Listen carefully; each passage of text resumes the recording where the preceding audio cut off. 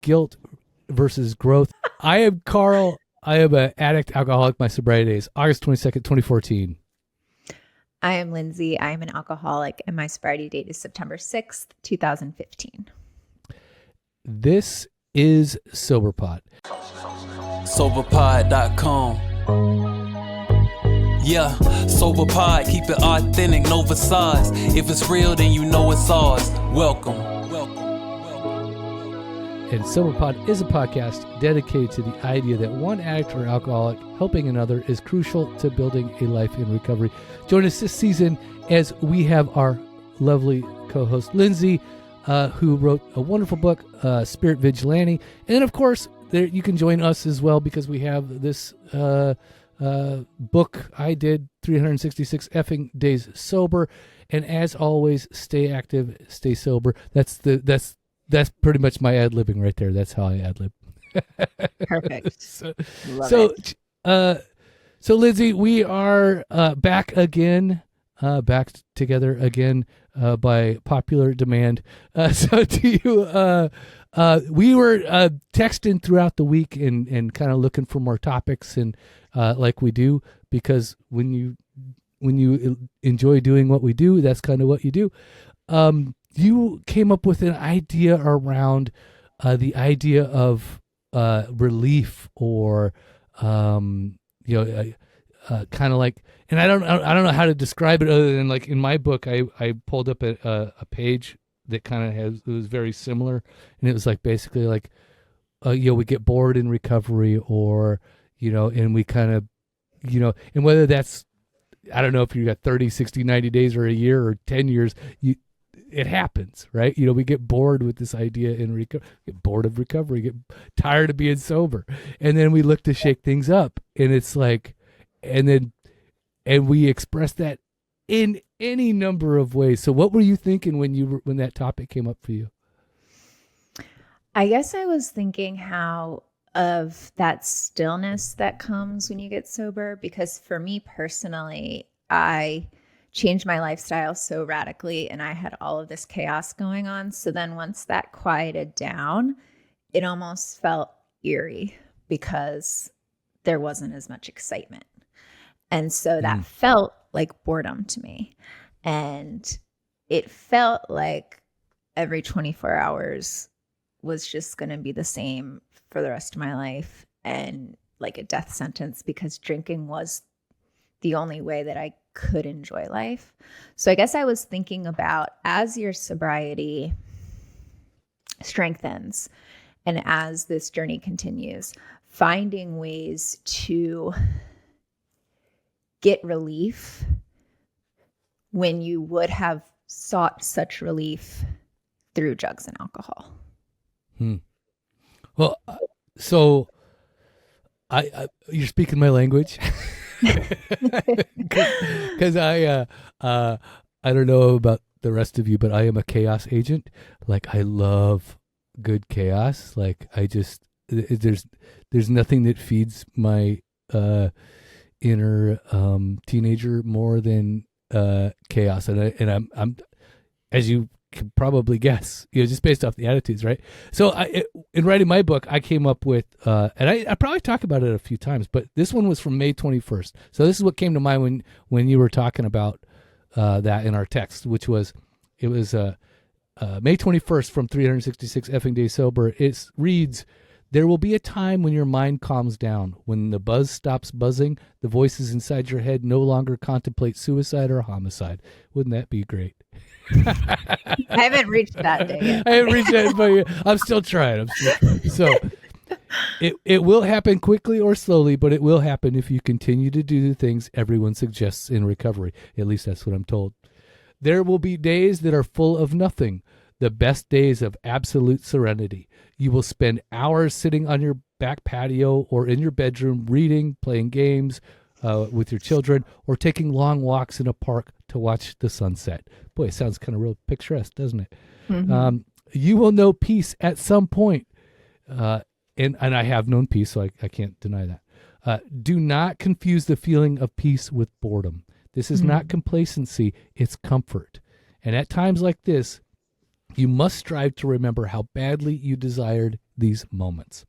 And the reflection for that reading is, do you remember what it was like when you hit bottom? They often call it the dark night of the soul. Did you ever have one? And I won't do the daily challenge. You can buy the book. How's that? But Whoa. Cliffhanger. Yeah, cliffhanger. You will never know.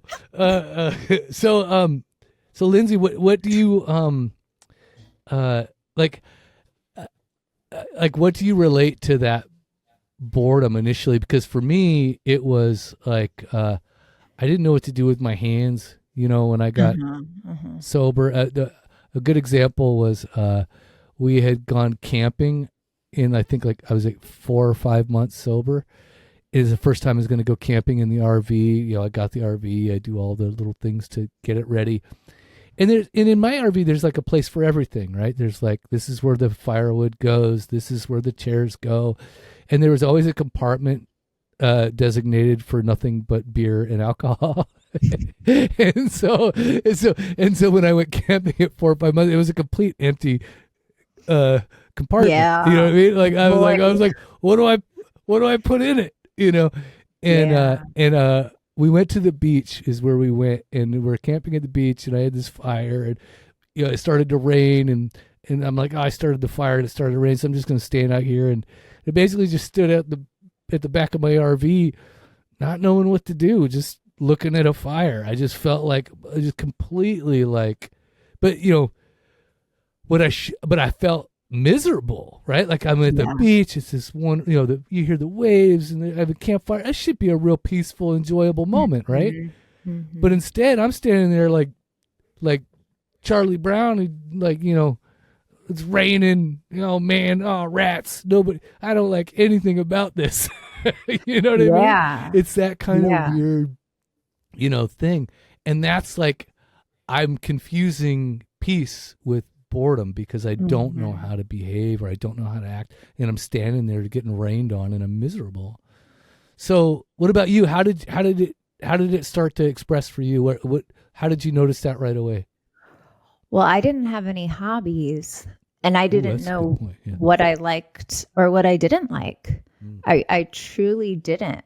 I had ideas and concepts, but I was always just everything was around drinking. So I didn't know who I was at all. And it's crazy because now I love peace. I have no sense of FOMO or any of that. But at that time, that raw time, we're so used. The reason we drank and did drugs was to feel this high or this way that's not accessible in a sober life. And so when we cease those activities, we forget what normal or what everyday feelings are, because it's not high all the time, if that makes sense. Even though we were miserable, we could drink or drug or whatever and feel some sense of relief. And I think that's why the word relief keeps coming to me. So how do I find that relief when I'm in that moment of jumping out of my skin? And I had to learn, like I said, what I enjoy, what I don't, and just explore that almost like I was a kid again, Yeah, I think that we talk about language and it matters, the word relief. It's really not relief, it's escape, and that's the big, a good point. Mm-hmm. Yeah, it's a big difference for me is I didn't understand. I thought I was getting relief and all I was really getting was escape. So I think it's a vernacular problem. It's a language problem. It really is, because I confuse escape with relief. And the fact is they talk about it and you hear it in, I don't know if it's in the big book. Is it in big book? Basically we will, it is in the big book, until we get the same relief that we got from drinking, right? Until we actually get that with a sober breath, we will continue to obsess about drinking. So until we actually do something different, we will literally continue to chase what used to get for us. And I ran into a guy the other day that is in love with the problem, and still about seeking relief and through alcohol, and doesn't seem to understand that's what he's doing. And it's just, it's so weird. Like, we see it when we see it, and that's just so sad. But you did bring up one thing I wanted to talk on, which is really huge for me, was like doing something other than drinking. Go figure, that was huge for me. Like, so what did you do? What hobbies did you seek? What happened? What was the deal for you? It was interesting. I started reading again. I didn't realize I hadn't really been reading during that whole time. There was no interest in it. And I got really excited that I could sit down and read again. And I started reading a lot. I'm a real boy. Exactly. Which is so crazy because I started off as such a nerd and loved reading, but then just got so lost, I was not a nerd. Oh my God. I was totally not. I was like, so I started reading for the first time when I got sober, which is the weirdest thing, right? So go on. Yeah, go on. So when you say that, I'm like, oh, I wonder what that would be like to actually go back to something that you enjoyed, which is kind of weird. Anyway, go ahead. I know. So I felt like I had a lot of catching up to do as far as that time where me too. I didn't pause. I regressed, and so I really didn't know how to handle things like an adult. And yeah, so I would just read a bunch. I did go to a lot of meetings, and I tried to make plans with people against my will, I guess I should say, because I didn't want to be around your better judgment. Against my better judgment. But that part really did help me getting out of my head, and now I can balance that with, I do really, really enjoy solitude, and I can find joy in that, which is crazy.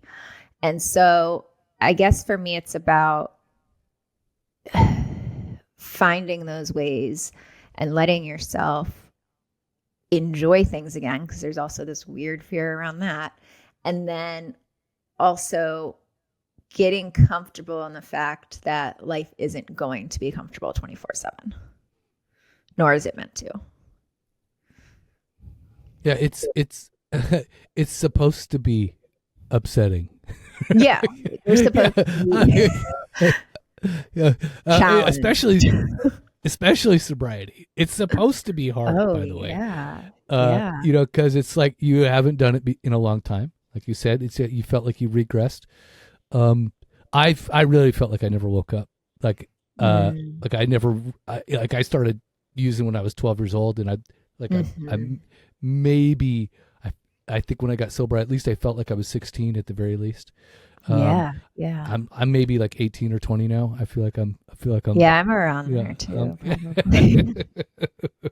So it's so true. Gosh, it just feels so weird sometimes. So, but yeah, when you talk about, I felt like I had to kind of catch up.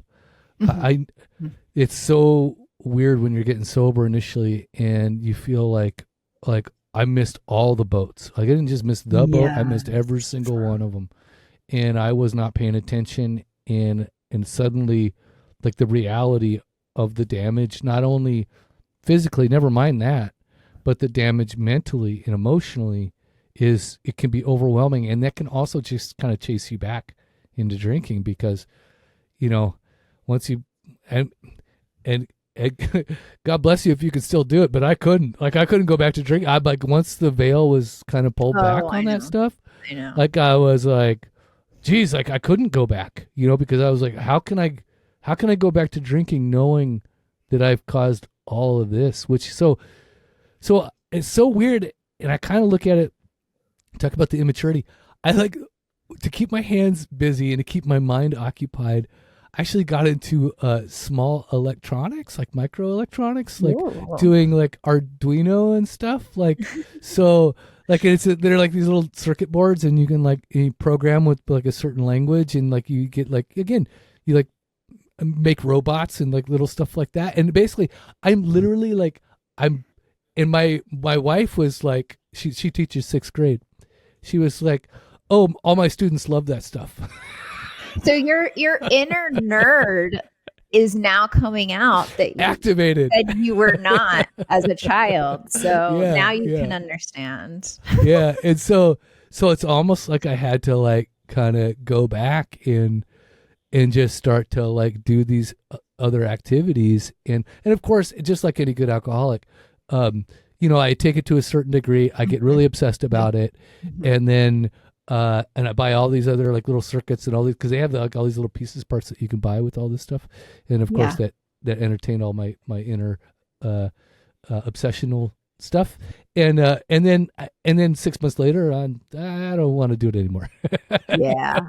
But I tell you, it literally like, I think there's a part of it that helped me to kind of grow a little bit and to kind of take that, that hobby or whatever and just occupy my mind and keep me from doing other things, And so, and I would listen to podcasts about recovery while I was doing that stuff and, blah, blah, blah. And so that really did kind of help me do those things. But I did also get into reading. Reading was a huge thing for me then. Yeah. So again, the big book was the first thing that I ever read, basically cover to cover in like 20 years, and that was like, once that happened to me, I was like, oh, wow. Like I am like, I can read and retain information. This is neat. Yeah. I'm like, oh, this is why people read books. Because I think I had only read for school before, Yeah. I was only, if I was told to read, I would do it. And even then I did it begrudgingly, right? Yeah. I had to read like The Old Man and the Sea once in adult education when I was trying to get my diploma again. And I was like 20 years old. They tried to get me to read The Old Man and the Sea. And I was like, I don't get it. I'm not doing that. I won't be. Well, how does it relate to me? I'm not a dude in a boat on the sea. I don't care. I don't care. Yeah. And like you, when you were talking about how it kept you busy, I just keep thinking of, idle hands make the devil's workshop, which is so true. And that they're called pastimes for a reason, because they pass the time. And it doesn't need to be your favorite pastime forever, but just start exploring things and realizing that not every hour you spend needs to have an output. Like the input doesn't need to equal the output, in that, I need to be doing something productive, or I need to be doing something towards sobriety, you know what I mean? Yeah. And you learn that as you get more into recovery, but initially it's like, I think that's one of the things. Don't we all take on these like little weird things? Like, I don't know about you, but it's like, I was like, I'm going to fix this, or I'm going to start this project, or again, doing the Arduino stuff or whatever. It's like, I was like, always at first it was like, I'm going to make my business better. I'm going to like, I'm going to, get my freelance going again. I'm going to like make extra money. We all kind of like, there's these little shoots or these little areas that we all kind of reach into. And it's like, I wish I would have just started labeling them, because there's like, because it's like, it's money, it's program, it's self-improvement, it's like, I mean, like anything but the actual things that we should really be doing. Like there's no mental health. There's no like, nobody is like, I'm really going to commit to going to therapy. You know what I mean? Or, you know what I mean? or nobody's like, you know what? I really need a well-balanced like life, like a lot of people, like we just don't like, I'm really going to commit to eating right, sleeping well, and I think we've both shared that sentiment of AA is what it's for, and it's for alcoholism, but you can be sober and not growing healthily in other ways. And I think there's a lot of things in recovery that are like AA adjacent or sobriety adjacent that can also help you go deeper into those things. So I see AA or whatever recovery program kind of as the launching pad. And then, I'm interested in yoga and the philosophy of yoga. Maybe I do want to go see a therapist and explore some things that have now been brought to my attention. So I feel like there's so many complementary forms of healing that can go in with that you ultimately come to enjoy, at least personally. Yeah, there's a difference about, like, because we talked originally about this relief, right? there's a huge difference with getting, getting a hit, quote unquote, of like. So I think a lot of us fall into these other areas where, again, if they're chasing money, they're getting a hit of that dopamine. If they're chasing relationships, they're getting a hit of that dopamine. If they're chasing, it's like, and then some people use like recovery as part of that as well. Like they get something along those lines. And so, and then other people, it could be food. Other people could be gambling. Other people, it can be like, adrenaline, we always talk about adrenaline junkies, that kind of stuff. So we can literally substitute so quickly what used to be our using behavior for something that we feel is very positive, quote unquote. I don't, suddenly I'm going running and I'm bicycling or I'm in the gym a lot.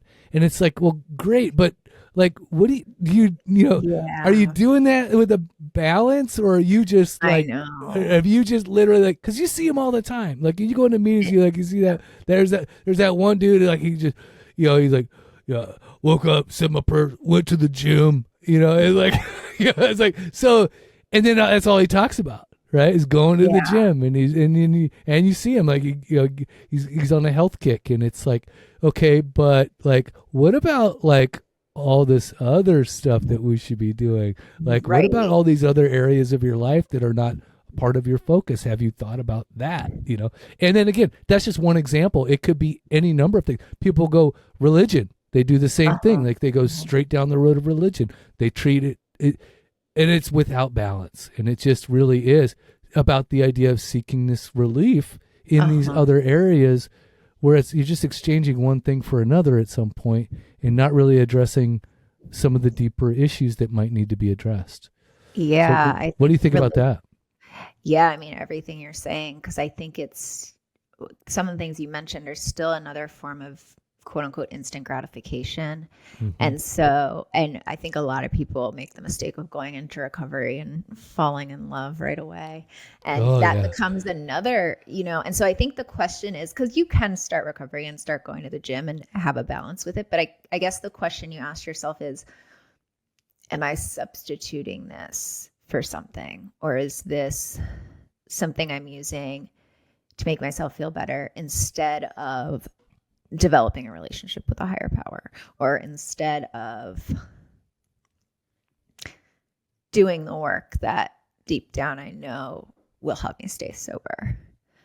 If that makes sense. And not only that, it's like the consistent work of that. Yes. That's kind of like, it's one thing to like rush through and kind of like do this, hit a therapist once a month or something. Right. And then, and quote unquote, do the homework right before you meet again, but it's another thing to actually like go, okay, what's being asked of me is very much a consistent everyday deal. And I really need to do this in order to like, and the hard part is that for me personally, when I do the other things, I get the dopamine hits, right? So whether it be excitement or, purchasing something, these are like my things like that I really do. It's like, dude, if I need a dopamine, I just need to go buy something. Like, oh my God, like that just like totally does it for me. I'm like, I'll just click, and I'm done, and I get that hit and I immediately regret it all the time. And so I really tried to control a lot of that. That has been really good. And, but the fact is that I can still, what you're talking about is this consistent long term, and I do get relief. I just don't get it as immediate, but and that's the hard part, I think, to communicate to somebody who's new, somebody who hasn't been doing it, for a year or 2 years. It's like, and I say that, and I'm sure somebody out there was like, fuck it, just get me a drink. Right? This podcast might be inducing relapse. Okay? Yeah, exactly. That's our tagline. Relapse inducing. This is what I have to look forward to. Great. But the real relief does come when you're doing like, okay, yes. Let me just say, the real relief comes when I wake up in the morning and there is not a single regret from the day before. And it happens. Like you just go, so 1,000%. doing my step 10 work, for instance, like, before I retire at night and I go, have I pissed anybody off? Was I, resentful? Was I, did all these other things, dishonest, etc. And when I can answer all these things with true honesty, absolutely not, and I don't owe anybody an apology, you really wake up the next day with like I need to do that again. You know what I mean? Like the first time you really do it, you're like, oh, I need to do. And then when you do that consistently, like just the amount of activity and information and busyness leaves the mind, and you literally wake up with now I can do just about anything. Look at all this energy that I have for these other things. And so that's when you're saying like, yeah, what do I like and what I don't like? It's like, then you start to get real busy and like, you start to define yourself better, and you like define yourself with more like meaning and purpose and all these other, you have room to create all this other good trouble, right? Yeah. So I think that also when you were talking about the instant dopamine hits and kind of that being this instant gratification and quick fix, just like any other thing where someone wants to lose a bunch of weight right away, so then they don't, do a juice cleanse for 2 weeks and then go back to their regular thing and then gain the weight back. It's like,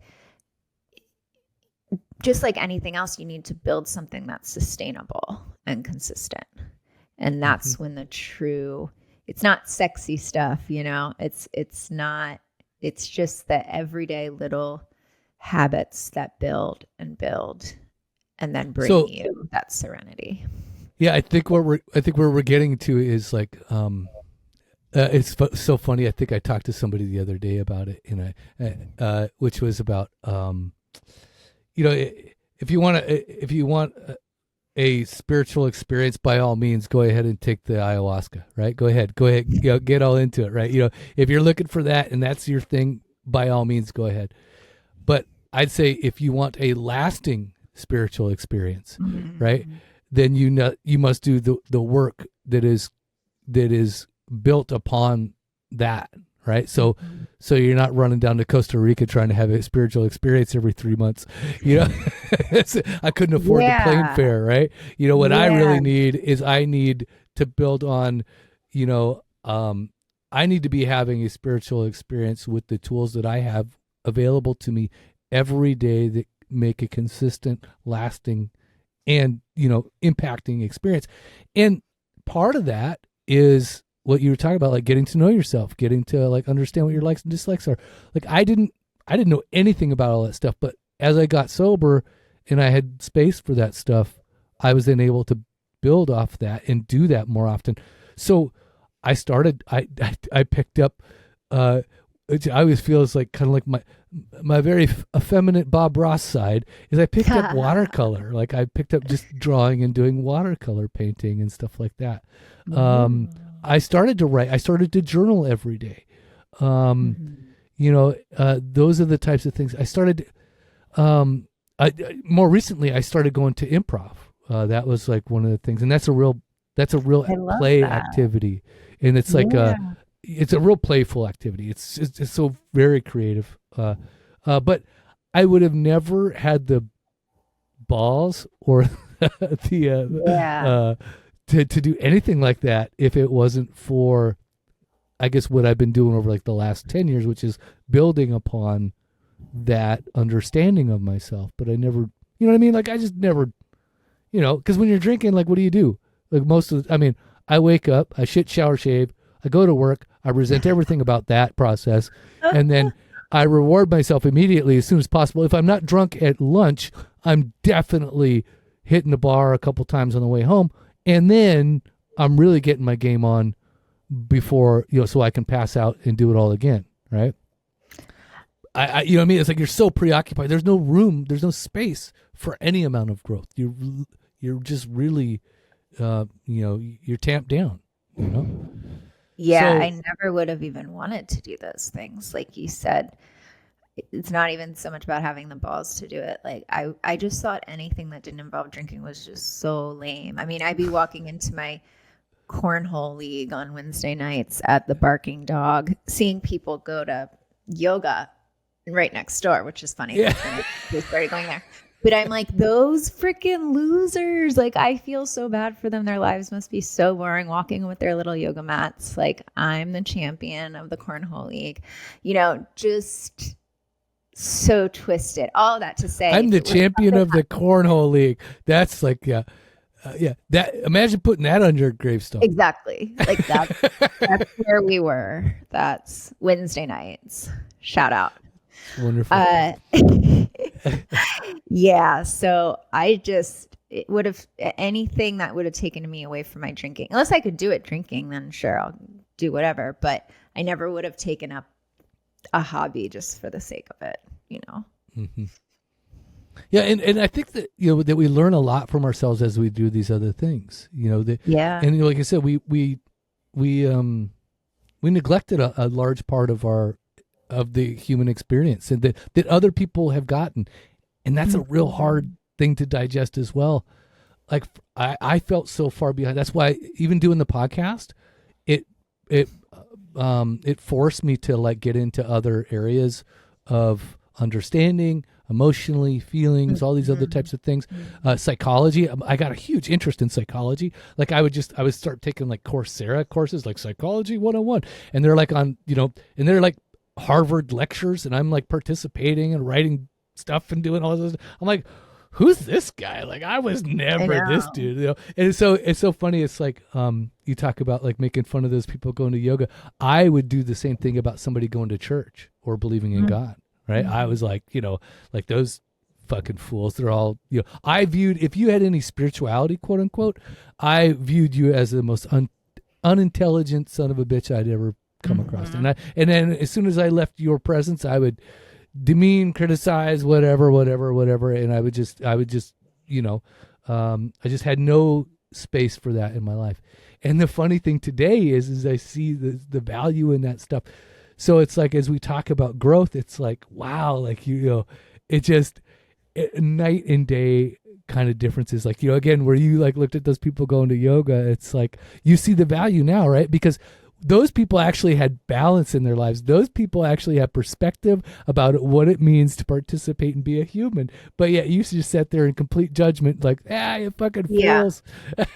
And then I was on the other side with complete judgment once I started going to the studio and then seeing the people stumbling. It is funny because the studio is called Down Dog and the bar was called Barking Dog. So it's like this literally right next to each other on St. Elmo Avenue. Yeah. So it was so interesting to have that perspective.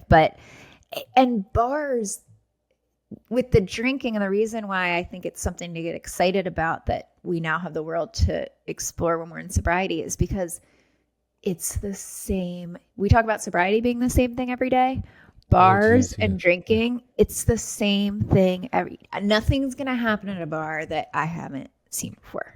Exactly. And I've never lived more one day at a time, quote unquote, exactly, than I ever did when I was drinking. Like, I mean, if you want to talk about living one day at a time, boy, using and drinking absolutely is living one day at a time. And that was the real Groundhog Day because you knew exactly what was going to happen. Mm-hmm. Mm-hmm. Yeah. So that relief, though it may be, you know, very at the bend of an elbow accessible, right? This relief that we're talking about is really about, you know, digging into the human experience, finding, like, you know, again, being more self-actualizing, you know, living quote unquote the experience that you were supposed to be having the entire time. Yes. You know, and that's I mean, I think one of the things that we can get into this huge depression about, and I think you and I are touching on it a little bit, which is to say, like, we were kind of shocked about how when our eyes were open, we were like, wow, look how far behind we are, you know?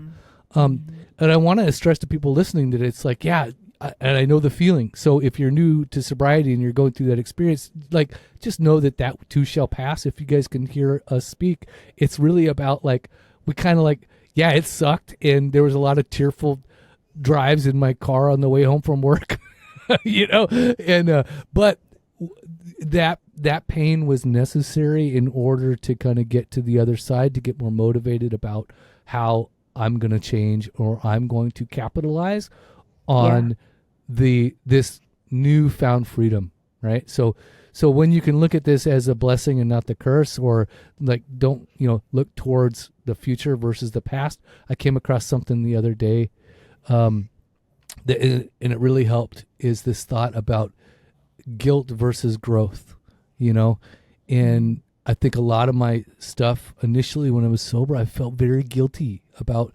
like not only the damage I did to myself, but the damage I did to others.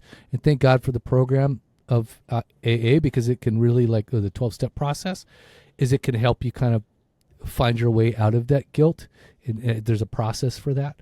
So don't run around, start saying sorry to everybody is what I'm trying to say. Go through the process a little bit first. But for me, I did some of those bad things of like apologizing to people before I had I was standing on my own 2 feet, and I'm sure it all sounded very empty.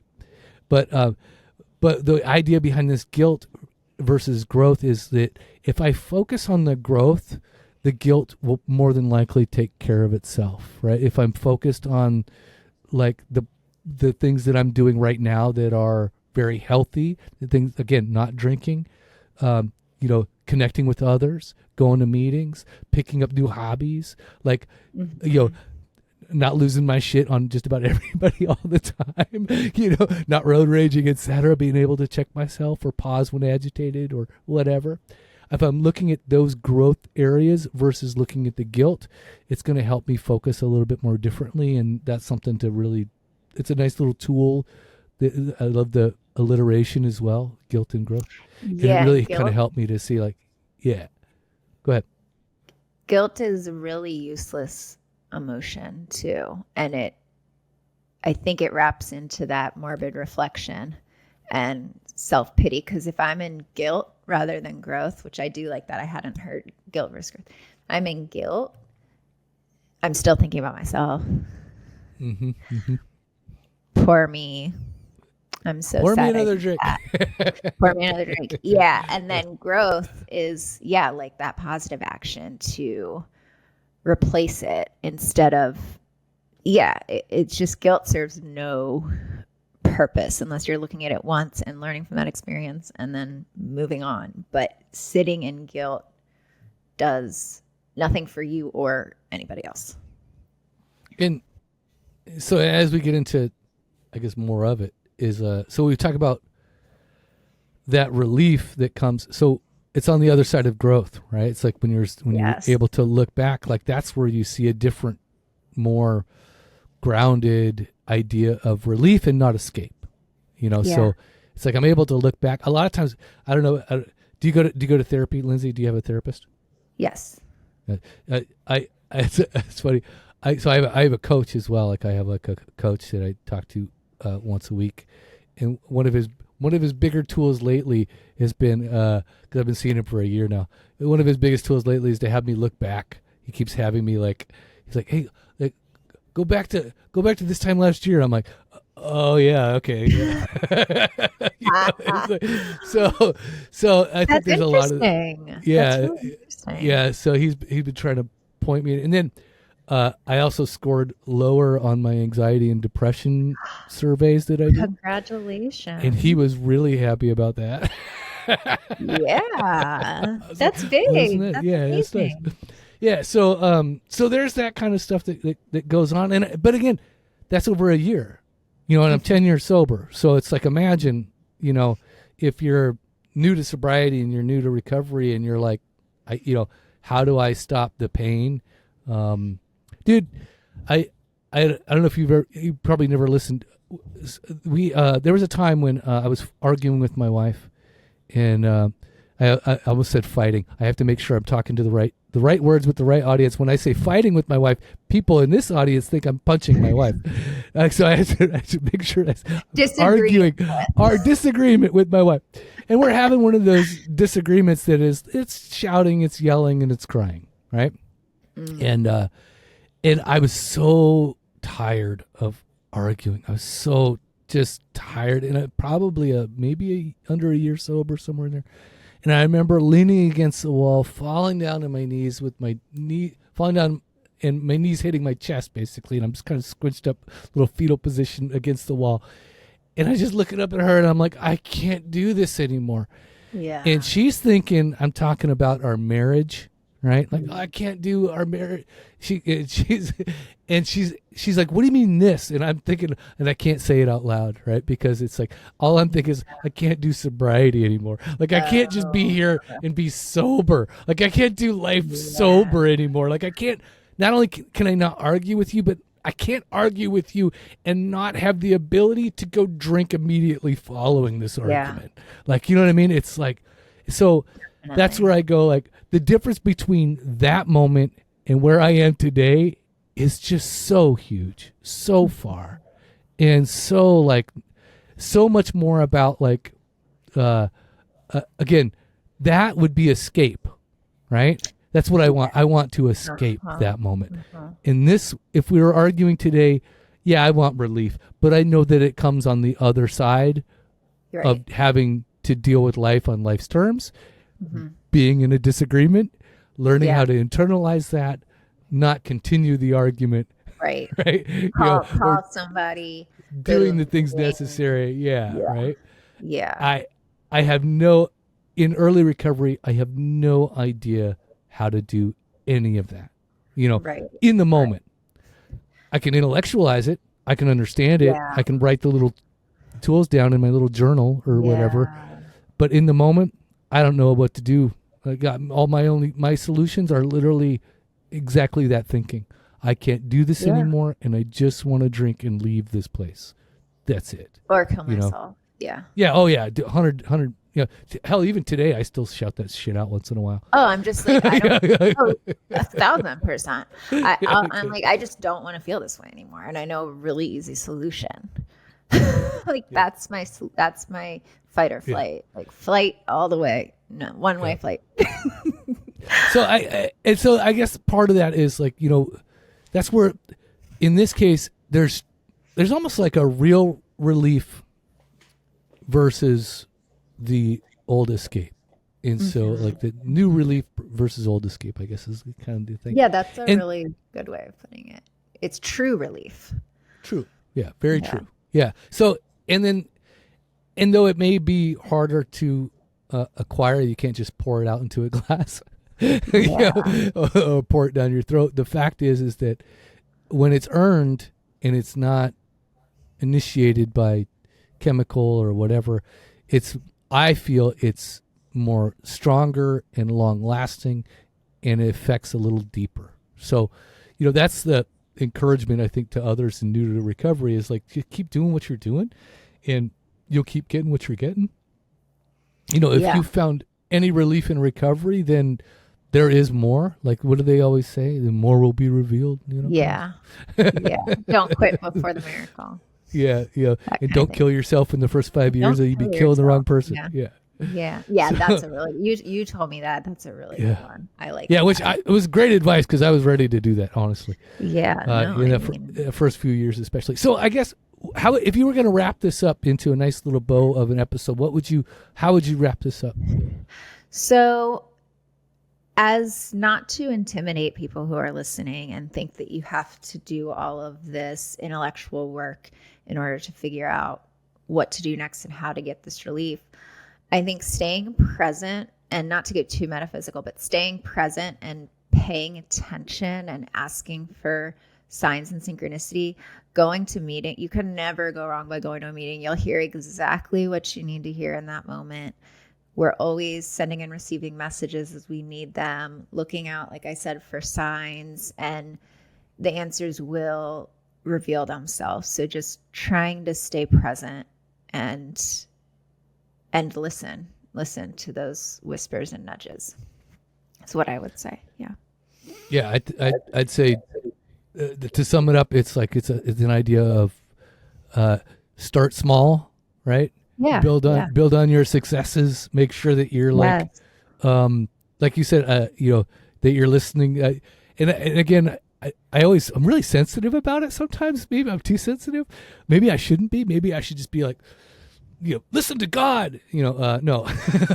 but I'm really sensitive to say like, listen to the universe, listen to, there's many names for it, your true self, your inner voice, spirit, like, nature, your higher self, whatever it is.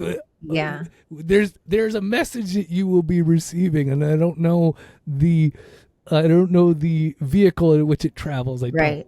But which makes me probably a true agnostic. But what I want to say is like, listen for that stuff, because every day that you're sober, you get more attuned to the things that you do in order to improve. I know it was true for me anyway. That's the reality of the situation. Is like I got sober and I didn't know what the fuck I was doing. I still don't. But I didn't know what the fuck I was doing. I didn't know what to do with my hands. But I went to meetings and I heard dudes tell me what to do with my hands, and most of their advice was just stop whacking it all the time. But most of their advice is basically stay sober, get a sponsor, get somebody that you could talk to. You don't have to dance with everybody, but you got to dance with somebody. And I started to do all that stuff, and I started to listen and pay attention and build on my little successes. And each day I grew into a different person. And I didn't know that I was doing that. I had no clue. I still kind of don't, because none of us have done this before. We're all kind of new to the experience, right? But you do realize the benefits in staying sober, and then you start to focus on the positives about, again, taking life on life's terms and trying to just overcome adversity to the best of your ability. That's it. Like, that's basics, And if I could do nothing but that, then wonderful. But celebrate every little success too. Like you said, stacking successes and growing in success. Every little, just being sober today is a victory for any of us. We're really good at being hard on ourselves. So just celebrate those things. If you went to a meeting instead of grabbing a drink like you wanted to, huge. And for me, the more uncomfortable I've been, the more, it's. I always talk about it in meetings. This is like one of my better positive shares, because I don't always have positive shares. Some of my shares are like, I don't want to fucking be here, and I don't want to be here with you people. But you, especially in the corner, you, that guy, I don't want to be with you. But no, one of the things I talk about is like, before I got sober, I didn't realize that a life was being built for me around me. My wife had kind of propped me up, and she kept me going a lot, and I would give her my paycheck and I would just drink, and that's really how it worked. But there was this life that was being built for me, around me, that when I was ready for it, it would be here when I got here. And the only thing I really had to do was lean into it. The only thing I really had to do was step into the life that was already being provided for me. And I'm pretty sure there's a lot of people listening right now that's exactly their experience, because I know it was true for me. I know it's true for you. I read your book. I know that there was things in place before you got there that you had nothing to do with, Lindsey, right? But you now receive the benefits of those things because you lean into it and you started to move into that experience. And so that's really the positive side of it. Just keep leaning into it, keep doing what you can. And that's where the real true rewards come, is when you start to realize, like, that you're living a larger experience than you ever imagined, kind of a thing. I know it sounds really positive and it sounds really foo-foo, or woo-woo, but it is true. Like, that's how it is true for me. Until you feel it that way. Yeah. All of the things in the room sounded completely crazy until I felt that, and now I say the things that I thought I would never say. Exactly. And I hate that. I hate being that dude. I'm like, God, I sound like one of those fuckers, I know. But it's true. Like, when you experience it, you realize the difference of it. So that's the idea. So you move into it, lean into it, and do your best with what you're given, period. That's how I would wrap that up. Yeah. Lindsey, it was So wonderful. Do you have you said you were doing what was it? What is it? Veganuary. Veganuary. I'll never remember. How is it going? I want to know. What's Veganuary like? Oh, it's good. So I'm already vegan, but I'm trying to promote Veganuary across other animal rights groups that I'm a part of in the DC area. So we had a huge event last week. And so when I was on your podcast for doing Dry January, I accidentally said Veganuary because I was in the midst of planning that. Yeah. But you do other things too. So I do want to talk about, like, you also do like yoga instruction, right? You do like Yes. yoga instruction? Yes, And then, I'm a yoga teacher. So do you want to promote that at all? Sure. I run a wellness studio in Rockville, Maryland, and I teach yoga there once a week. It's from 12 p.m. to 12:45, and it's just a quick kind of midday break, flow, and then rest. So we try to fit it all into 45 minutes. When is that again? Thursdays at noon. Thursdays at noon. So if you're in the what area again? Rockville? DC area. Rockville's the city. Yeah. Okay.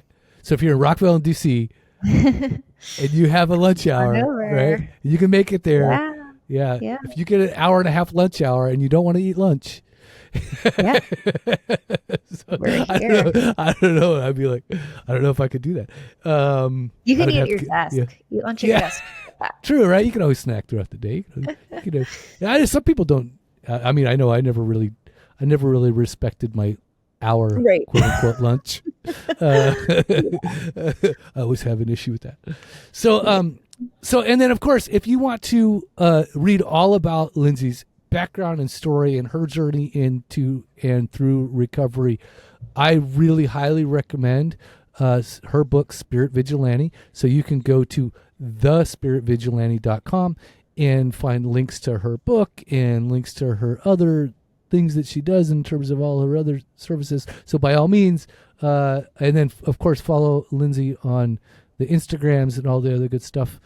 And then you can, of course, as always, visit soberpod.com, soberpod.com, and then you can get links to buy our book and of course be a member. Oh, and I was going to mention, there is a link on the homepage to soberpod.com/university. And it kind of covers a lot about what we've been talking about. It covers it's like a general primer for recovery. And I don't necessarily do this, but I felt like it was necessary. I did videos of myself talking on each one of these modules. There's 4. Oh, I love that. 10 chapters. There's like 4 modules or 5 modules.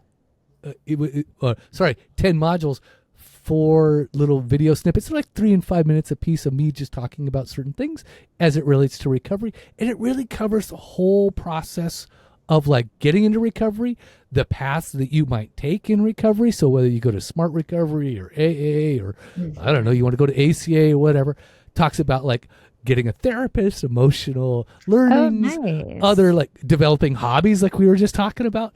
It's probably like 4 to 6 hours. I haven't really done the time on it, but it's a lot. So I also point you to other videos for other learning, so that if you want to learn more about like, addiction or like, how addiction works in the brain, and again, so many topics to cover. It was I was unemployed and I was like, I need something to do with my hands.